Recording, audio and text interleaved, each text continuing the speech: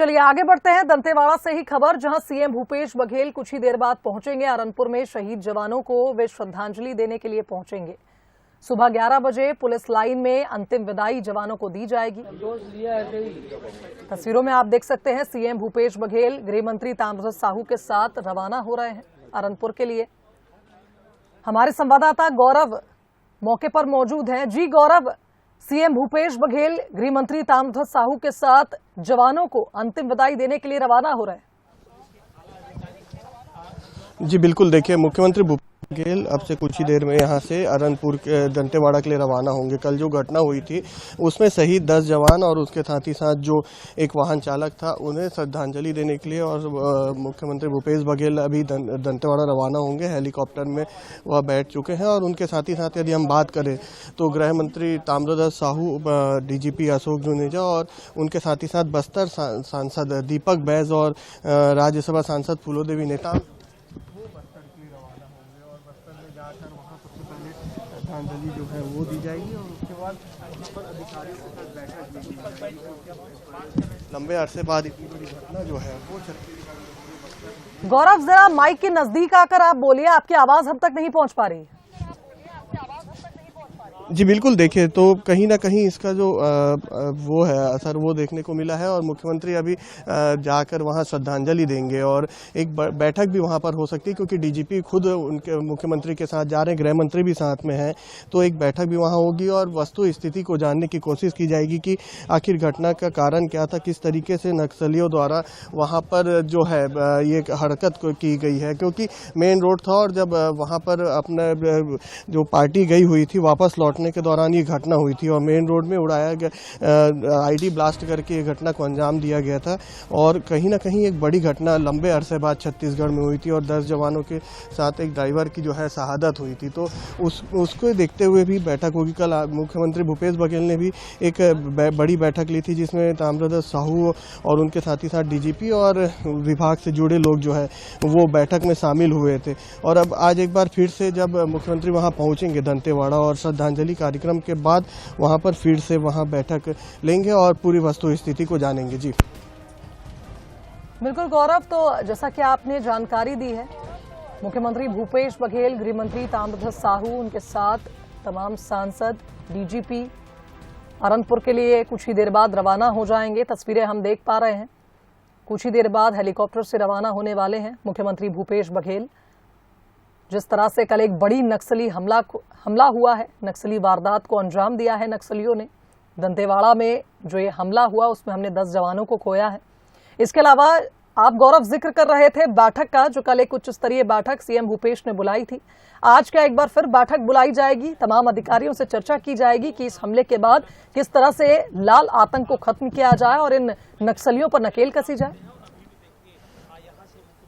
जी बिल्कुल, देखिए लगभग 4.5 साल से जो नक्सली हैं वो बैकफुट पर नज़र आ रहे थे। छोटी मोटी घटनाओं के अलावा नक्सलियों ने बड़ी घटना नहीं की थी। ये एक बड़ी घटना जो है वो हुई है जिसमें 10 जवानों की शहादत हुई है। तो कहीं ना कहीं मुख्यमंत्री यदि बस्तर जाते हैं और आज वहाँ पहुँचेंगे दंतेवाड़ा में, तो वहाँ पर अधिकारियों के साथ बैठक भी लेंगे, वहाँ की वस्तु स्थिति को जानेंगे। चुनाव के ठीक पहले नक्सलियों की इस तरीके की गतिविधियाँ जो है वो बढ़ जाती है। जैसे कि हमने पिछले दिनों देखा है कि पूर्व जो विधायक है, कांग्रेस के विधायक है, उनके काफिले पर हमला हुआ और उसके साथ ही साथ यदि बात करें तो बीजेपी के कई जो वहाँ के नेता थे उनके हत्या भी नक्सलियों ने की थी और उसका विरोध भी बीजेपी ने किया था। और ये जो अभी विक्रम मंडावी के काफिले पर हमला हुआ था उसमें बाकायदा नक्सलियों ने एक प्रेस नोट जारी किया और कहा कि हम नेताओं के ऊपर हमला नहीं कर रहे थे, हमारा हमला पुलिस के ऊपर था। तो कहीं ना कहीं पुलिस की जो टारगेट लगातार रहती है नक्सलियों का, उसका भी कल एक असर देखने को मिला है। क्योंकि जब वापस लौट रहे थे मूवमेंट के बाद, नक्सली मूवमेंट के बाद जब पुलिस जवान जो है वो वापस लौट रहे थे, डीआरजी के जवान, उस दौरान ये घटना जहां पर हुई उसके थोड़े पहले ही एक बैरिकेटिंग के सामान गांव वालों ने तैयार किया था और वहां से गाड़ी धीरे में हुई थी और जैसे ही स्पॉट में पहुंची है, एम्बुश लगाकर बैठे नक्सलियों ने वहां पर ब्लास्ट किया जिसमें इतनी बड़ी घटना हुई है और गाड़ी के परखच्चे उड़ गए। लगभग 100 मीटर दूर जाकर जो गाड़ी का इंजन था वो फेंकाया था। तो कहीं ना कहीं इस ब्लास्ट का अंदाजा लगाया जा सकता है और जो गड्ढा हुआ था 5 से 8 फीट का गड्ढा जो हुआ था उससे अंदाज़ा लगाया जा सकता है कि घटना जो ब्लास्ट थी वो कितना बड़ी ब्लास्ट थी और एक्सप्लोजर जो उसमें यूज़ किया गया था, जो बम के लिए सामग्री यूज़ की गई थी, वो कितनी बड़ी तादाद में रही होगी, उसी से अंदाज़ा लगाया जा सकता है। तो कहीं ना कहीं घटना को लेकर सभी चिंतित हैं। खुद गृह मंत्री ने भी इसे लेकर मुख्यमंत्री से बात करी थी, केंद्रीय गृह मंत्री अमित शाह ने भी मुख्यमंत्री से बात करी थी और लगातार अलग अलग जो राज्यों के मुख्यमंत्री हैं उनकी भी प्रतिक्रियाएं आई थी और इस घटना की निंदा की थी सभी ने। और जो आज कल जवान शहीद हुए हैं वो डीआरजी के जवान थे। इन्हें जो वहाँ क्षेत्र को लेकर काफ़ी एक्सपर्ट माना जाता है और ये उस क्षेत्र में बारीकी से जानते हैं, तो इनके शहादत कहीं ना कहीं एक बड़ा जो असर है वो डालेगा। 10 जवान एक साथ शहीद होते हैं और उसके चलते जो है कहीं ना कहीं एक बार फिर से नक्सली अपनी उपस्थिति दर्ज कराने की कोशिश इतनी बड़ी वारदात के बाद कर रहे हैं, क्योंकि चुनाव के समय ही जो है नक्सली एक बार फिर एक्टिव होते हैं। और जैसा कि हमने अभी सांसद दीपक बैस से भी बातचीत हुई, हमारी बस्तर सांसद है दीपक बैस, उन्होंने कहा कि अब निर्णायक मोड पर है सरकार और मुख्यमंत्री भूपेश बघेल खुद इसे लेकर बैठक कर रहे हैं और अधिकारियों और जो जिम्मेदार हैं उनके साथ चर्चा भी कर रहे हैं कि किस तरीके से नक्सलियों के साथ काम को जड़ से उखाड़ फेंकना है। क्योंकि जब से कांग्रेस की सरकार आई है छत्तीसगढ़ में तब से नक्सलियों की मूवमेंट कम हुआ है, ऐसा सरकार का कहना था। तो कहीं ना कहीं असर जो है, बौखलाहट जो है वो साफ तौर पर नक्सलियों की देखने को मिल रही है। मुख्यमंत्री ने भी कल जब बात हुई थी तो उन्होंने कहा था कि ये नक्सलियों की बौखलाहट है और बौखलाहट में इतनी बड़ी वारदात को जो है, घटना को जो है नक्सलियों ने अंजाम दिया है। तो कहीं ना कहीं लगातार इस तरीके की घटनाओं पर रोक तो लगी थी, लेकिन कल की घटना ने एक बार फिर से नक्सलियों की उपस्थिति को वहाँ पर बता दिया है। जी बिल्कुल सही कहा गौरव आपने। और जैसा कि हम तस्वीरों में देख पा रहे हैं, कुछ ही देर बाद मुख्यमंत्री भूपेश बघेल का जो ये चॉपर है उड़ान भरेगा और अरनपुर पहुंचेंगे, जहां अंतिम विदाई जवानों को दी जाएगी। एक जानकारी और आपसे चाहेंगे गौरव, जिस तरह से ओम माथुर का दंतेवाड़ा दौरा था, एक बड़ी बैठक वे लेने वाले थे, लेकिन अब बीजेपी प्रदेश प्रभारी ने अपना ये दौरा निरस्त कर दिया है, स्थगित कर दिया है। शहीद जवानों को श्रद्धांजलि देने के लिए वे भी अरनपुर जाएंगे।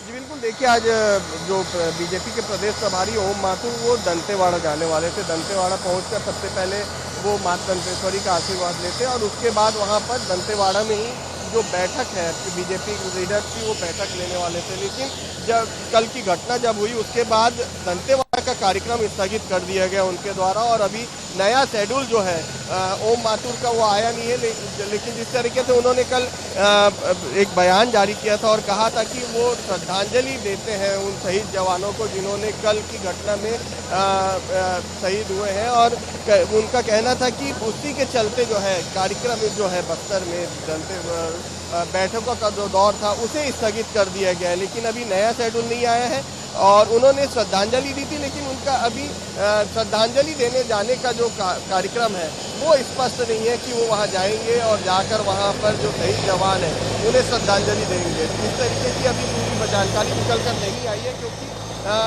किसी भी जिम्मेदार व्यक्ति थे जो उनके साथ में है उनसे संपर्क नहीं हो पाया है। जी बिल्कुल सही कहा गौरव आपने। जिस तरह से कल एक बड़ा हमला बोला गया जवानों पर, नक्सलियों ने इस कायराना करतूत को अंजाम दिया और काफी भारी नुकसान सुरक्षा बलों को उठाना पड़ा है। बताया जा रहा है कि जवानों ने एसओपी का पालन नहीं किया, जिसके चलते इतनी बड़ी घटना हुई है। और यह भी कहा जा रहा है कि सवाल यही है कि आखिर इतनी बड़ी चूक कैसे हो गई। कुछ खबरें यह भी मिल रही थी कि 3 वाहन एक कतार में चल रहे थे और जिस वाहन में ब्लास्ट हुआ, जो वाहन आईडी की चपेट में आया, उसने दोनों वाहनों को एक तरह से कहा जाए ओवरटेक करके आगे वो वाहन बढ़ा और अचानक ही ब्लास्ट हो गया। क्या ये माना जाए कि ये पहले से ही निर्धारित नक्सलियों की एक साजिश थी, जिसकी चपेट में दूसरा वाहन भी आ सकता था? जी बिल्कुल, देखिए इसमें साजिश की बात कहीं पर भी गलत नहीं होगी, क्योंकि नक्सली जो है वो इसी तरीके से टैप कर जो जवान रहते हैं उन पर हमला करते हैं।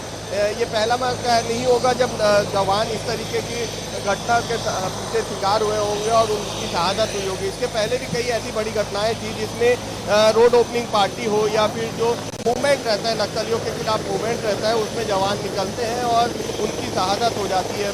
बाकायदा एम्बुश लगाकर घटना को अंजाम दिया जाता है। कल की घटना में भी ठीक इसी तरीके की बात निकल कर सामने आ रही है कि जब ये घटनास्थल से पहले जवानों का वाहन पहुंचा था, उसके पहले वहां पर जो है एक जगह में जो बस्तर में अलग अलग त्यौहार होते हैं और उन त्यौहार को लेकर बैरिकेडिंग कर बाकायदा जो ग्रामीण है वो आने जाने वाले लोगों से पैसा लेते हैं। तो वहाँ पर जो जवानों से भरी गाड़ी थी उसकी स्पीड कम हुई थी और उसके बाद कुछ ही दूर में ये घटना हुई। तो कहीं ना कहीं नक्सलियों द्वारा पहले से ही प्लानिंग की गई थी कि इस घटना को अंजाम दिया जाएगा। एक लापरवाही और सामने निकल कर आ रही है, जो सूत्रों के मुताबिक जो जानकारी निकल कर आ रही है उसमें सभी जवानों को पैदल वापस लौटना रहता है। जो उनके बेस कैंप रहता है वहाँ तक पैदल वापस लौटना रहता है, लेकिन दिन रात 24 घंटे चलने के कारण जवान पूरी तरीके से थक गए रहते हैं। और कल भी वही बात सामने निकल कर आ रही है कि जवानों ने इस गाड़ी वाले से रोक कर उस पर बैठे थे और पूरी तरीके से कहीं ना कहीं जो नक्सली है वो इससे भाग चुके थे। और पहले वहाँ पर गाड़ी को बैरिकेडिंग हुई और बैरिकेडिंग के बाद जो गाड़ी धीरे धीरे आगे बढ़ी, उसके बाद नक्सलियों ने इतने बड़ी घटना को अंजाम दिया है। और वो उसका नतीजा ये रहा कि हमारे बीच हमारे DRG के 10 जवानों की शहादत हो जाती है और उसमें जो 11वां व्यक्ति था, जो गाड़ी चालक था, उसकी भी शहादत इस पूरे घटना में होती है। तो कहीं ना कहीं लापरवाही सामने निकल कर आ रही है और पूरी बात की जानकारी उस वक्त मिल पाएगी जब इस पूरे घटना की जांच होगी और जांच के बाद जब अधिकारी इस पूरी घटना के बारे में बताएंगे कि गलती किसकी थी और क्या कुछ बातें थी, तभी स्पष्ट हो पाएगा कि किस तरीके से इसमें गलती हुई। और आप देख सकते हैं कि मुख्यमंत्री का चॉपर जो है वो अब उड़ान भरने के लिए तैयार है। इसमें अभी हम यदि बात करें तो मुख्यमंत्री भूपेश बघेल के साथ गृह मंत्री ताम्रध्वज साहू, बस्तर सांसद दीपक बैज, राज्यसभा सांसद फूलो देवी नेताम और उनके साथ ही साथ DGP अशोक जुनेजा जो है वो दंतेवाड़ा के लिए रवाना होंगे। अब से कुछ ही देर में इनका जो हेलीकॉप्टर है वो दंतेवाड़ा के लिए रवाना होगा और दंतेवाड़ा में सुबह आज 11 बजे सुबह 11 बजे जो है शहीद जवानों को श्रद्धांजलि दी जाएगी। और ये सीधी तस्वीर हम बंसल न्यूज के माध्यम